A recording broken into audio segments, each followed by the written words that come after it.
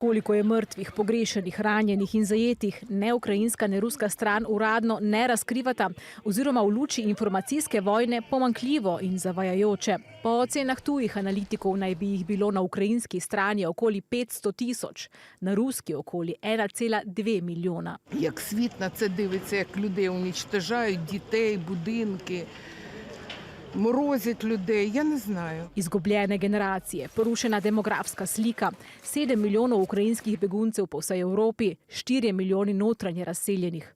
Vojna je spremenila tudi Evropo in njeno varnostno arhitekturo. Da Ukrajini neomajno stojijo ob strani, so z obiskom Kijeva želeli pokazati tudi najvišji predstavniki Evropske unije in voditelji držav. The European Union has provided nearly 200 billion euros in military and financial support.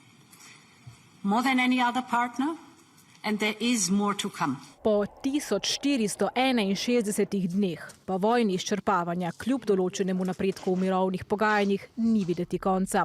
Največje jabolko spora ostajajo ozemeljska vprašanja.